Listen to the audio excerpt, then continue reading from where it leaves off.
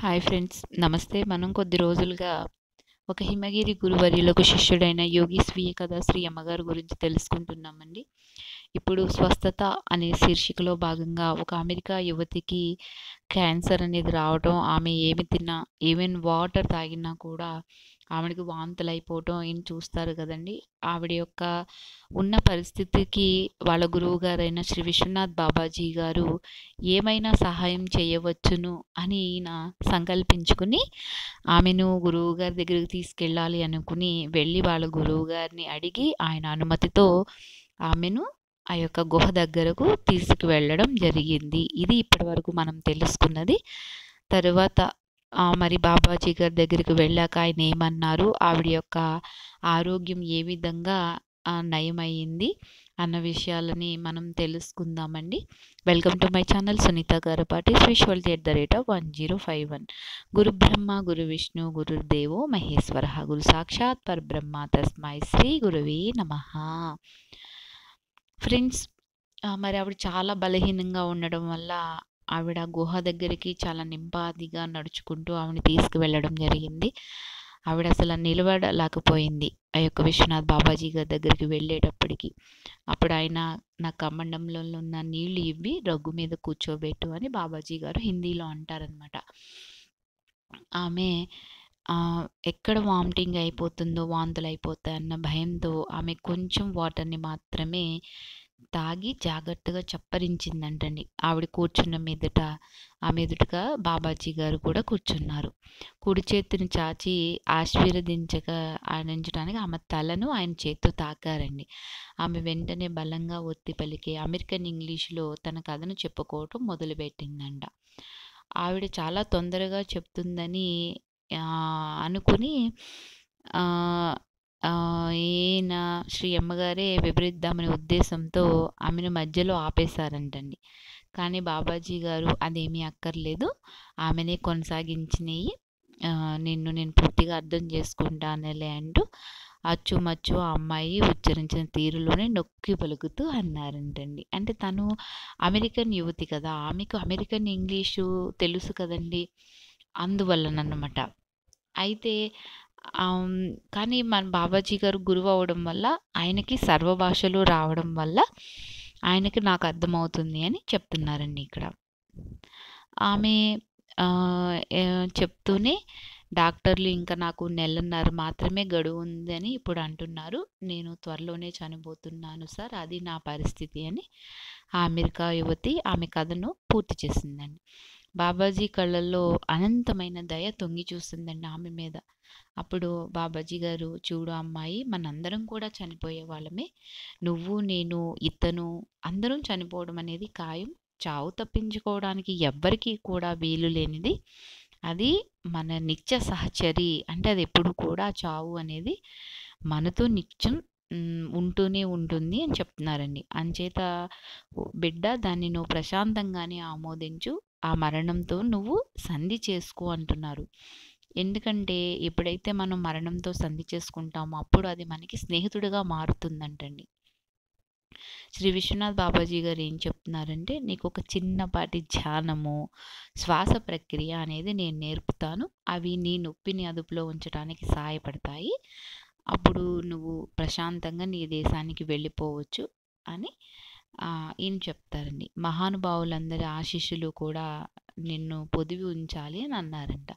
రోజుకు 2 సార్లు అభ్యాసం చేయవలసిన ఒక చిన్న ప్రక్రియను ఈ యొక్క గురువు గారు ఆమెకు నేర్పారండి. ఆమె ముఖంలోని బాధ, ఆ యొక్క తాలూకు కవళికలన్నీ కూడా తగ్గినాయంట. చాలా వరకు ఆ అమ్మాయి ప్రశాంతమై తేరుకుందంటండి. ఆమెతో స్వర్గాశ్రమానికి వెళ్ళి దిగబెట్టి రమ్మని శ్రీ అమ్మగారికి బాబాజీ గారు చెప్తారు. శ్రీ అమ్మగారు బాబాజీ గారు ఆశ్రమానికి నడుస్తూ ఉంటే ఆమెకు వాంతి కాకుండా 2 గంటలు పైనే అయ్యిందంటండి. అలా అయ్యిందని ఆవిడ చాలా ఆశ్చర్యపోయారంట. ఆమె అప్పుడు శ్రీ అమ్మగారికి ఎంతో మనస్ఫూర్తిగా ధన్యవాదాలు చెప్పింది. స్వర్గాశ్రమంలో ఆవిడ దగ్గర సెలవు తీసుకుని ఈయన మళ్ళీ తిరిగి వీళ్ళ యొక్క మౌని బాబా గుహకు తిరిగి వెళ్ళిపోయారండి. అమ్మాయికి ఇప్పుడు బాగుందా అని బాబాజీ గారు అడుగుతారు. బాగానే ఉందని శ్రీయమ్మ గారు చెప్తారు. నువ్వు ఇప్పుడు నీ పూర్వజన్మలో ఒక దానిలో నీకు సంక్రమించిన కర్మ ఉంది. ఆ కర్మ సంబంధమైన రుణాన్ని నువ్వు తీర్చుకున్నావు అని శ్రీయమ్మ గారికి బాబాజీ గారు వివరిస్తున్నారండి. చాలా జన్మల క్రితం అంటండి శ్రీయమ్మ గారు బాగా జబ్బు పడ్డప్పుడు ఆ అమెరికా యువతి ఎవరైతే ఉందో ఆమె ఈయనకి ఉపచారం చేసిందంటండి. అప్పుడు ఇప్పుడేమో ఆమె కష్టంలో ఉన్నప్పుడు నువ్వు సాయపడ్డావు. ఇంక ఇప్పుడు నువ్వు ఏమి నన్నైతే ప్రశ్నలు వేయొద్దు.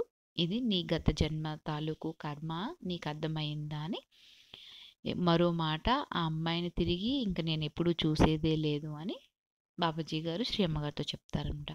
సరే బాబాజీ అని ఈ మధుకర్ గారు అయిష్టంగానే ఆయనతో పలికి జన్నీతో ఉన్న ఆ భూతకాలీన సంబంధం తాలూకు వివరణలు ఏవైతే ఉన్నాయో అవి నాకు తెలియాలనే ఉంది కనుక అయినా ఏది మంచిదో ఏం చేయాలో ఏం చేయకూడదు అన్నీ కూడా మా గురువుగారికే తెలుసు కదా.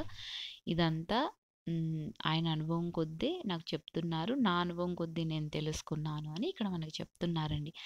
ఆమె వెళ్ళిపోయే రోజున వీడ్కోలు చెప్పి వస్తానని శ్రీ అమ్మ గారు బాబాజీ గారి యొక్క అనుమతి తీసుకుని మరీ వెళ్తారండి. అప్పటికే ఆమె చాలా నయం అయిపోయింది. అంటే పూర్తిగా నయం కాలేదు కానీ ఇదివరకటి పరిస్థితి మీద ఆవిడ చాలా బాగుందనమాట. 2 రోజుల్లో 2 సార్లు మాత్రమే ఆమెకు వాంతులు వెళ్ళాయని, కొంత టీ కూడా తాగలుగుతున్నానని, అలాగే ఒక బిస్కెట్ కూడా తినగలుగుతున్నానని ఆమె చెప్తుంది. బాబాజీకి శతకోటి ధన్యవాదాలు చెప్పమని, ఆయన ఎప్పటికీ కూడా నేను గుర్తుంచుకుంటానని చెప్పమని శ్రీ అమ్మగారితో చెప్తుందండి. ఆయన నా జీసస్ క్రైస్ట్ అని కూడా ఆవిడ అందంట.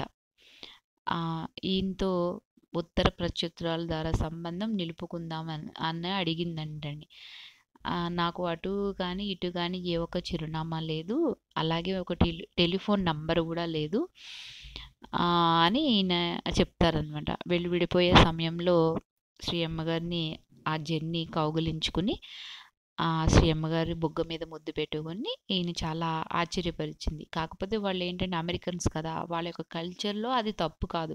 కానీ ఈయన శుద్ధ సాత్విక బ్రహ్మచారి, అలాగే ఆధ్యాత్మికంగా ఎదుగుతున్న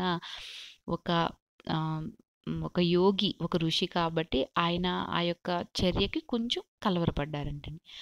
ఆమె దగ్గర నుంచి ఆవిడకి వీడ్కోలు చెప్పి అక్కడి నుంచి ఈయన బయలుదేరి గుహకు తిరిగి వెళ్ళిపోయారనమాట. అప్పుడు బాబాజీ గారు ఆయన సర్వంతర్యామి, ఆయనకి ఈ విషయం అంతా తెలుసు కాబట్టి వెంటనే శ్రీ మధుకర్ గారిని చూడని అవాక్కయ్యావా, అవునా అని నవ్వుకుంటూ బాబాజీ గారు ఇంత మాత్రమే అన్నారంటండి. ఎందుకంటే ఆయనకు అన్నీ తెలుసు అన్న విషయం ఈయనకు కూడా తెలుసు కదా. కాలచక్రం చాలా తొందరగా తిరిగింది, అలాగే త్వరలోనే జెన్నీ భూతకాలానికి అంకితమైంది అని చెప్తున్నారు. ఒక్కోసారి ఆమెను గురించి ఆలోచించేవాళ్ళంట. ఏమై ఉంటుందబ్బా అనుకునేవాణ్ణి అని అంటున్నారు. బాబాజీ మాత్రం ఏమీ అనేవారు కాదంట. భూతకాలానికి అంకితమైంది అంటే అది జరిగిపోయింది కదా, ఇంకా అది అందుకని చెప్తున్నారనమాట. 3 ఏళ్ల తర్వాత ఋషికేశంలో ఒక ప్రత్యేకమైన ఏకాంత స్థలంలో ఉన్నారండి. అప్పుడు బాబాజీ కైలాస పర్వతానికి వెళ్ళారనమాట. ఎంత మాత్రము కూడా శ్రీ అమ్మగారిని మాత్రం తీసుకెళ్ళడానికి ఒప్పుకోలేదంట. ఆయన రోజువారీ ఎలాగ మెలగాలో ఏమేం చేయాలో అవన్నీ ప్రత్యేకమైన సూచనలు ఇచ్చి ఆయన కైలాస పర్వతానికి వెళ్ళారండి. ఈయన ఏకాంత నివాసాన్ని పూర్తి చేసుకుని ఆయన రాక కోసం ఎదురు చేస్తూ ఉండాలి అని ఈయన అనుకున్నారంట. అలాగే ఒక సాయంత్రం స్వర్గాశ్రమం దగ్గర గంగా ఒడ్డును కూర్చుని శ్రీ అమ్మగారు ఉన్నారండి. అప్పుడు అక్కడ ఒక రాగి చుట్టూ స్వచ్ఛ శరీర ఛాయగల ఒక అమ్మాయిని నది దగ్గరకు నడిచి వెళ్తూ కనిపించిందంట. ఎందుకంటే జెన్నీలా ఉందన్నమాట ఆమె. ఈయన కళ్ళని ఈయనే నమ్మలేకపోయాను అని చెప్తున్నాడు. ఆమె జెన్నీనా, క్రితంసారి చూసిన దానికంటే ఇప్పుడు కొంచెం బొద్దుగా ఉంది, కానీ ఆమె తప్పకుండా జెన్నీయేనా కాదా రూఢీ చేసుకుందామని ఈయన నిశ్చయించుకుని ఆమె దగ్గరకు పరిగెత్తుకుని వెళ్ళానండి. ఆమె పాదాలను నీళ్ళల్లో ముంచి ఒక రాతి మీద కూర్చుని ఉందంట. ఆమె వెనక ఆగి నెమ్మదిగా జెన్నీ అని పిలిచారంట. ఆమె వెనక్కి తిరిగి కొంతసేపు పరికించి తటాలను అరిచిందంట. నిజమా మధు, నేను నమ్మలేకుండా ఉన్నాను అని. ఒక్క ఉక్కున గెంతి ఈవిడని కా ఈయన ఈ మధుకర్ గారిని జెన్నీ కాగిలించుకొని బొగ్గు మీద ముద్దు పెట్టుకుందంటండి. "ఏమైంది నీకు? నీవిప్పుడు ఎలా ఉన్నావు? ప్యాంటు, చొక్కా వేసుకుని చక్కటి బట్టలతోనే ఉన్నావు. నీ అందమైన జుత్తు గుత్తులను కత్తిరించుకున్నావు. కూర్చో మాట్లాడుకుందామని" శ్రీ మధుకర్ గారు అంటారండి. "నీకోసం అక్కడ ఇక్కడ చూస్తూనే ఉన్నాను. ఆ గుహకు 2 సార్లు కూడా వెళ్ళాను. ఇక్కడ ఇంగ్లీషు మాట్లాడలేని నాగసాధువు ఒకరు కనిపించారు" అని జెన్నీ అంటుందన్నమాట.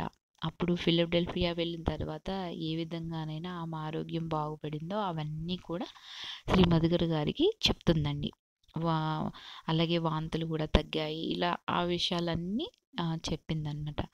తర్వాత పొత్తి కడుపు, ఆ యొక్క నొప్పి ఇవన్నీ కూడా అదృశ్యమైపోయాయి. ఆ బాధ నివారకాలు ఏమీ ఉపయోగించకుండానే అని ఆవిడ చెప్తుందండి. బాబాజీ చెప్పిన ప్రక్రియను అభ్యాసం చేయడమే ఆవిడ ఉపయోగించిన ఒకే ఒక చికిత్స, అదే మందు. తాను మామూలుగానే తినగలుగుతున్నానని తెలుసుకుందంటండి. డాక్టర్ పెట్టిన 2 నెలల గడువు అయిపోయిన తర్వాత ఇంకా ఆమె బతికే ఉంది అని చెప్తున్నారు మనకి. అంతకుముందు కన్నా ఇంకా ఎక్కువ ఆరోగ్యంగా ఉందంటండి. ఇదే ఆమె గురించి మనకి తెలిసిన విషయాలు. అంతకన్నా ఎక్కువ ఆరోగ్యంగా కూడా ఉందంటండి. మరో 2 వారాలు ఆగి డాక్టర్ దగ్గరకు వెళ్ళిందంట.